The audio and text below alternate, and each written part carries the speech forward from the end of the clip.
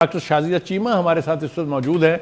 Doctor साहबा, welcome to the show. हम आपसे ये जानना चाहेंगे कि इस वक्त जो मंजरनामा आपके सामने है, इस्लामाबाद में दोनों वफूद जो हैं वो पहुंच चुके हैं और किसी वक्त भी उनका आपस में ये मेरे ख्याल से एक तवील अरसे के बाद पहला मौका होगा कि ईरान और अमेरिका जो है उनके लीडरशिप का एक दूसरे के साथ सामना होगा और बहुत ही सेंसिटिव इशू जिस तरीके से पूरे मशरिक़ वस्ता जो है वो जंग की लपेट में है। कुछ कह रहे हैं ये तीसरी आलमगीर जंग तक भी पहुंच सकती है बात, अगर फौरी तौर पे कोई नतीजा ना निकला। आप ये फरमाइएगा कि इस वक्त आप पूरे मंजरनामे को कैसे देख रही हैं और क्या आप ऑप्टिमिस्ट हैं कि ये मुज़ाकरात किसी न किसी मंतकी इंजाम तक पहुँचेंगे? देखिए, स्केप्टिसिज्म जो है वो बहुत ज़रूरी है वैसे भी लाइफ में। तो मैं ना ऑप्टिमिस्ट हूँ ना पैसिमिस्ट हूँ, मैं रियलिस्ट हूँ इस मामले में। तो सबसे बड़ा जो काम हुआ है वो पाकिस्तान का इन ममालिक को इकट्ठा कर देना है और यही नामुमकिनात में से जो है वो एक था। और इसको इस सदी का सबसे बड़ा इवेंट जो है, इवन जो वेस्टर्न लेगेसी मीडिया है वो कह रहे हैं कि एक सुपर पावर जो है वो पहली दफ़ा इवन वियतनाम वॉर में भी एक फुल फ्लेज वॉर में नहीं गए थे, तो पहली दफा ये एक पीयर कंपेटिटर जो है उसके साथ ये जंग में गए हैं और उसमें फिर इनको एक ऑफ रैंप चाहिए और उस ऑफ रैंप में एक मिडल पावर जो है उसको ये नुकसान पहुंचाने या तबाह बर्बाद करने निकले थे, लेकिन उसकी डिटरेंस जो है वो इन पे भारी पड़ गई, इनसे ज्यादा है।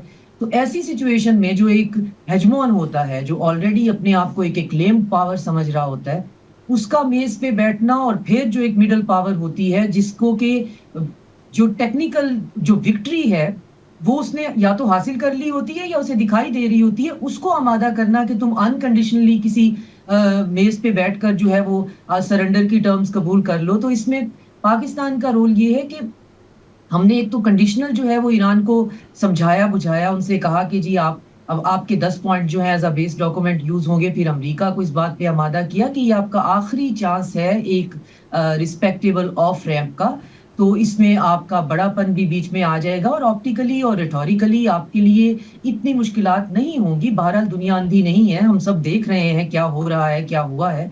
तो आप आइए मिल बैठते हैं और फिर इस मसले का कोई परमानेंट हल जो है वो तलाश करते हैं। डॉक्टर शाजिया, एक कथा कलामी कर रहा हूँ आपकी मैं।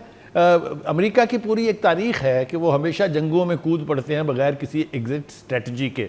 वियतनाम की वॉर ले लीजिए, इराक की वॉर ले लीजिए, अफगानिस्तान देख लीजिए, पूरी कुव्वत के साथ, पूरी माइट के साथ वो इन जंगों में गए, लेकिन फिर जिस तरीके से वहाँ से हजीमत उठा के, मैं ज़रा लाइट लफ्ज़ इस्तेमाल कर रहा हूँ, वैसे तो ज़िल्लत आमेज़ तरीके से वहाँ से निकले। वियतनाम के मंजर अभी तक भी लोगों की नज़रों के अंदर हैं, किस तरीके से वहाँ उनके जर्नैल जो हैं वो हेलीकॉप्टर्स के स्टैंडों के साथ लटक लटक के भागे थे। आप समझती हैं यही गलती अमेरिका ने नहीं की है या ये ईरान के साथ ये जंग छेड़ के?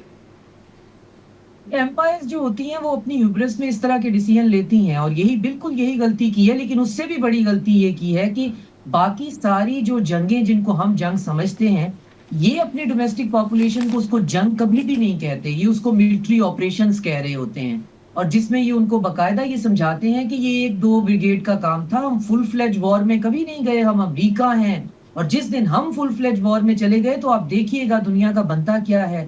तो इनकी जो इनविंसिबिलिटी थी, जो एक फसाड था, इस दफा ये फुल फ्लेज वॉर में आ गए। इन्होंने हर हरबा इस्तेमाल किया है माइनस न्यूक्लियर वेपन के, और उसके बावजूद ये अपने मकासद जो कि समझ में से बाहर थे, क्लियर ही नहीं थे, बहरहाल जो भी थे, हिडन थे, कोवर्ट थे, ओवर्ट थे, वो हासिल नहीं कर पाए। जो स्टेट ऑफ हुर्मुज जंग से पहले खुली हुई थी वो भी बंद हो गई और उसके बाद ये चाह ये रहे हैं कि ईरान जो है वो वॉलंटरली खुद ही बाल्कनाइज हो जाए, अपनी रिजीम को खुद ही खत्म कर ले, खुद ही जो है वो इसराइल को यहाँ पे फ्रीडम ऑफ एक्शन मिल जाए, खुद ही इनकी हेजमनी भी कायम रहे। तो ऐसा नहीं है। इसमें जो सबसे खुशाइन बात है वो जेडी वैंस का जो है वो मैदान में उतरना है, क्योंकि ये बातें तो अब खुल के सामने हो रही हैं कि जेडी वैंस को थोड़ा सा साइड पे किया गया था। ये सारे के सारे पीट हेग्सेथ और ट्रंप और इनकी जो जायनिस्ट लॉबी है, इन्होंने जो नेतन्याहू ने जिस दिन डेट और टाइम वगैरह डिसाइड किया मार-आ-लागो में, तो जेडी वैंस जो थे वो बाकू में थे, अजरबैजान में उनका कोई स्टेट विजिट था, तो टाइमिंग भी इन्होंने ऐसी सेलेक्ट की। तो जेडी वैंस पहले दिन से इस चीज के खिलाफ हैं कि ये जंग जो है जिसके अंदर हम कूद पड़े हैं, हम ना तो इसके लिए तैयार हैं और ना ही हमारे पास कोई स्ट्रेटजी है और ना ही हमारे पास कोई क्लियर ऑब्जेक्टिव है।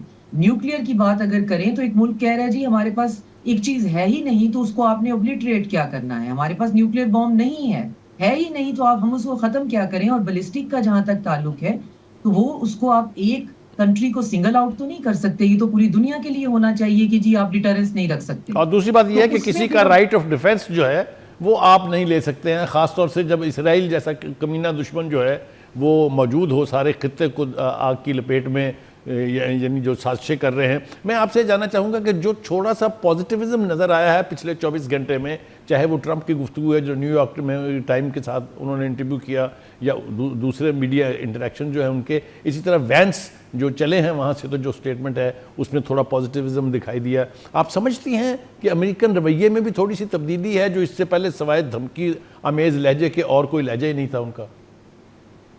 अमेरिका में जो चेहरे हमें नजर आते हैं बात करते हुए, पब्लिक स्पीकिंग करते हुए, उनके रेटोरिक में आपको बहुत चेंज नजर नहीं आएगा। ये बहुत मुश्किल है ये मान लेना। अभी भी पीट हेगसेथ यही कह रहे हैं कि जी मेरी फौज ने ईरान को मलियामेट कर दिया है। आप इस पे हंस सकते हैं, रो सकते हैं, या सिर्फ चुप करके हम मबहूत होके देख सकते हैं इस गुफ्तगू को। तो ये इसमें आपको चेंज दिखाई नहीं देगा। बिहाइंड द क्लोज डोर जो है मुज़ाकरात और मामलात कुछ और होंगे, सामने आकर वही हाइपर मैस्कुलिनिटी, वही चेस्ट थैंपिंग होगी। और उसमें हमें ज़हनी तौर पे तैयार होना चाहिए। और दूसरा ये कि ये मुज़ाकरात आज या कल में हमें किसी नतीजा खेस उस पे जाते हुए दिखाई नहीं देंगे। इससे भी हमें बहुत हाई होप्स नहीं रखनी चाहिए, क्योंकि अभी तो ये बैठ कर डिसाइड करेंगे कि हम कौन से पॉइंट्स होंगे जो हम दोनों में से दोनों को साइड्स जो है उस पर बात करना चाहेंगी, और उसका एक फ्रेम ऑफ जो है वो वर्क तैयार होगा कि जी ये हमारे एजेंडा पॉइंट्स हैं, आज हमने डिसाइड कर लिया और इन पर हम मुस्तकबिल में मुज़ाकरात करेंगे। ये एक आध बयान जरूर देंगे कि जी मुज़ाकरात अच्छे चल रहे हैं, मेरी अंडरस्टैंडिंग है, और साथ में ये कहेंगे कि जी चीजें मस्बत तरीके से आगे बढ़ रही हैं, हम ये भी सुनेंगे। लेकिन वो मस्बत तरीके से बढ़ेंगी तब जब ये आज पहली दफा मिल बैठकर, और बहुत सीनियर डिप्लोमेट जो है वो ईरान की तरफ से आ रहे हैं, जो कि अपनी सीट्स पे अपने उन शहीद बच्चियों की तस्वीरें लगा के आ रहे हैं। साथ में बहुत इंटरेस्टिंगली उनके जो सेंट्रल बैंक ऑफ ईरान है उसके गवर्नर आ रहे हैं। और एक और हैरानी की बात यह है कि पाकिस्तान में ऑलरेडी मौजूद हैं सऊदी अरेबिया के फाइनेंस मिनिस्टर। तो इन चीजों को भी अगर साइड पे देखें तो ये पहले बैठकर इकोनॉमीज जो और सिक्योरिटी और लॉन्ग टर्म स्ट्रेटजी, ये सारी चीजों के पॉइंट्स जो हैं जिन पे निगोसिएशन होनी है उनको तैयार किया जाएगा कि जी अब फ्यूचर पे हम इन बातों पे निगोशिएट करते हैं, और मैक्सिमम ये कहेंगे कि जी हम इन 14 दिन से इस सीज फायर को और जो है वो प्रोलॉन्ग करते हैं। लेकिन ये एक सिटिंग में होने वाली जो है वो नहीं है। तो हमें भी बहसियत, क्योंकि मैं बार बार कहती हूँ कि हम इंडिया या बॉलीवुड नहीं है, तो उनका दुख और सुख दोनों जो है वो स्टार प्लस के साथ जो है वो कोरिलेट कर जाता है। तो हमें बहुत रियलिस्टिकली, जैसे हम सब बैठ के बहुत रियलिस्टिकली बात कर रहे हैं, पाकिस्तान का काम जो है वो मुल्कों को इकट्ठा करना था, जो कि एक नामुमकिनात में से था, और उनको सिक्योरिटी प्रोवाइड करना। इसराइल की हिस्ट्री है निगोशिएटर्स को असैसिनेट करना, निगोशिएशन को सैबोटेज करना।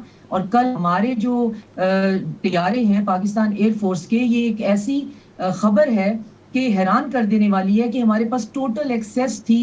हम सर्वेलेंस कर रहे थे गल्फ के ऊपर, पूरा जो स्टेट ऑफ होर्मुज है, इवन बंदर अब्बास ईरान, तो हमें वॉलंटरली जो है वो एक्सेस दिया गया था हमारे जहाजों को कि हम वहां पे पूरी लॉइटरिंग कर रहे थे। तो ये बहुत अनप्रेसिडेंटेड चीजें हैं, एक मिडल पावर को इतनी जो है वो दे देना ताकत कि आप अपनी आपकी फौज जो है वो हमारी बॉर्डर से क्रॉस करके हमारे जो है वो ऊपर परवाज के दौरान जो है वो तमाम सिक्योरिटी के अरेंजमेंट देख सकती है। तो ये पॉइंट भी हमारे जहन में होना चाहिए कि पाकिस्तान पे इसलिए भी बहुत ट्रस्ट किया गया है कि हमारे पास कैपेसिटी और कैपेबिलिटी, और इंशाल्लाह हम इसमें से सुरखरू होंगे। मगर बहुत हाई होप्स जो है इन 2 दिनों से रखना वो अनरियलिस्टिक होगा, क्योंकि चीजें अभी तो ये बैठकर डिसाइड करेंगे कि, और फिर हमें पता चलेगा ये शटल डिप्लोमेसी है। बिल्कुल डॉक्टर साहब, आपने दुरुस्त फरमाया कि